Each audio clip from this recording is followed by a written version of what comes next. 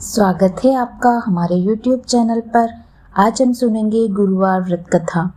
हिंदू धर्म में प्रत्येक दिन किसी न किसी देवता को समर्पित है।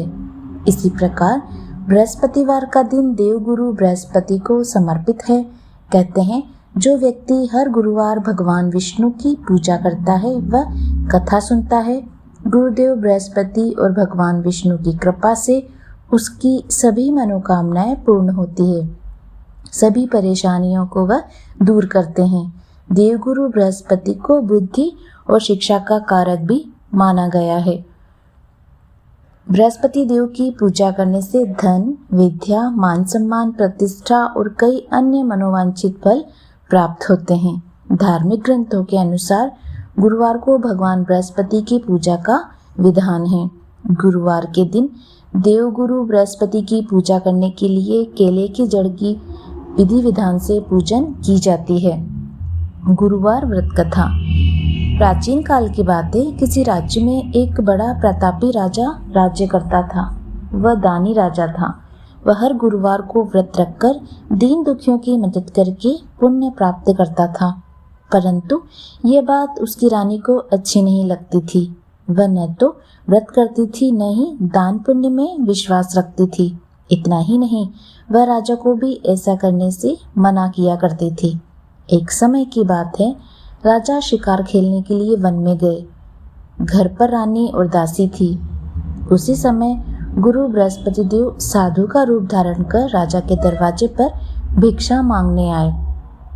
साधु ने जब रानी से भिक्षा मांगी तो वह कहने लगी, हे साधु महाराज, मैं इस दान और पुण्य से तंग आ गई हूँ। आप कोई ऐसा उपाय बताएं जिससे कि सारा धन नष्ट हो जाए और मैं आराम से रह सकूं। इतना सुनकर बृहस्पति देव ने कहा, देवी तुम बड़ी विचित्र हो। संतान और धन से कौन दुखी होता है?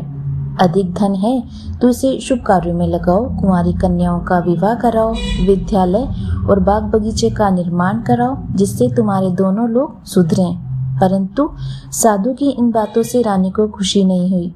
उसने कहा, ऐसे धन की आवश्यकता नहीं जिसे मैं दान दूं और जिसे संभालने में मेरा सारा समय व्यतीत हो जाए।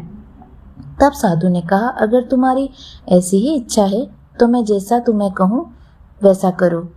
गुरुवार के दिन तुम घर को गोबर से लीपना, अपने बालों को पीली मिट्टी से धोना, राजा से हजामत बनाने को कहना, भोजन में मांस मदिरा का प्रयोग करना, कपड़े धोबी के यहाँ धुलने देना। इस प्रकार 7 बृहस्पतिवार करने से तुम्हारा सारा धन नष्ट हो जाएगा। इतना कहकर साधु के रूप में बृहस्पति देव अंतर्ध्यान हो गए। साधु के अनुसार कई बातों को पूरा करते हुए रानी को 3 बृहस्पतिवार ही बीते थे कि उसकी समस्त धन संपत्ति नष्ट हो गई। भोजन के लिए राजा का परिवार तरसने लगा।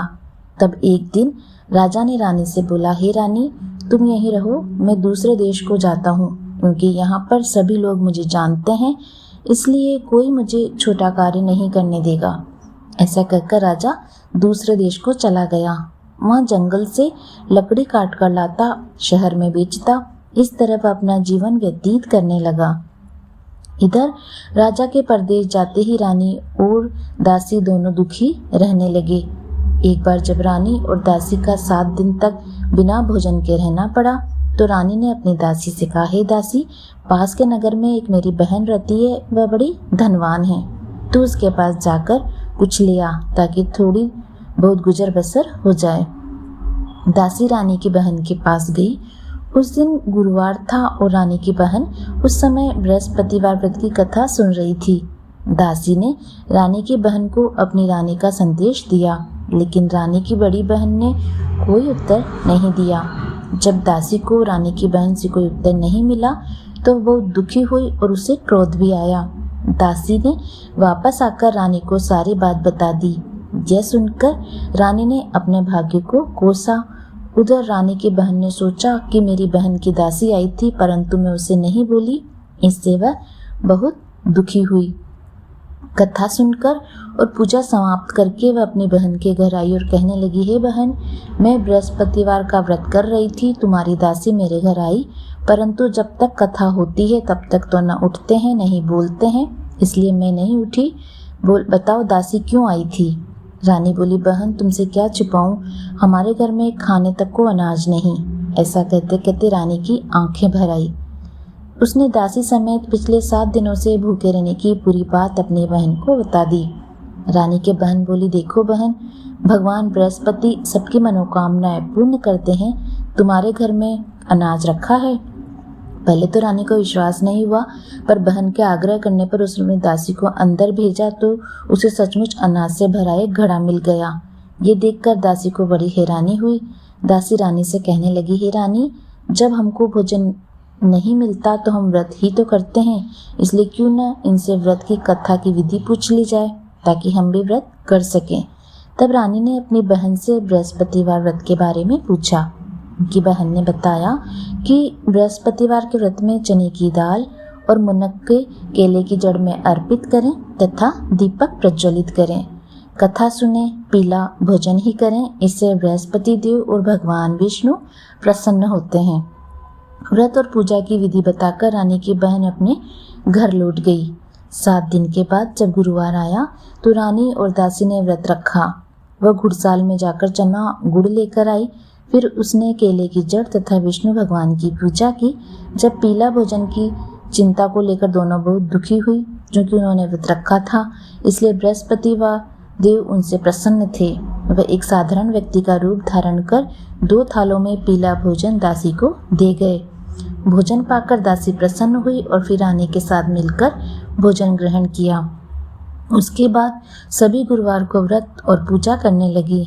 बृहस्पति देव की कृपा से उनके पास फिर से धन संपत्ति आ गई, परंतु रानी फिर से पहले की तरह आलस्य करने लगी। तब दासी बोली, देखो रानी, तुम पहले ही इस प्रकार का आलस्य करती थी, तुम्हें धन रखने में कष्ट होता था, इसी कारण सभी धन नष्ट हो गया था। अब जब देव बृहस्पति की कृपा से धन मिला है तो तुम्हें फिर आलस्य नहीं करना चाहिए। रानी को समझाते हुए दासी कहती है, बड़ी मुसीबतों के बाद हमने ये धन पाया, इसलिए हमें दान पुण्य अवश्य करना चाहिए। भूखों को भोजन कराना, धन को शुभ कार्यों में खर्च करना, इससे तुम्हारे कुल का यश बढ़ेगा, स्वर्ग की प्राप्ति होगी, पितृ भी प्रसन्न होंगे। दासी की बात मानकर रानी अपना धन शुभ कार्यों में खर्च करने लगी। इससे पूरे नगर में उसका यश बढ़ने लगा। बृहस्पतिवार कथा के बाद श्रद्धा के साथ आरती की जानी चाहिए। इसके बाद प्रसाद बांटकर उसे ग्रहण करना चाहिए। उम्मीद करती हूँ आपको यह बृहस्पतिवार की कहानी पसंद आई होगी। इसी तरह की अन्य कहानियाँ सुनने के लिए आप हमारे चैनल को लाइक एंड सब्सक्राइब अवश्य कीजिए। जय हरि श्री विष्णु। धन्यवाद।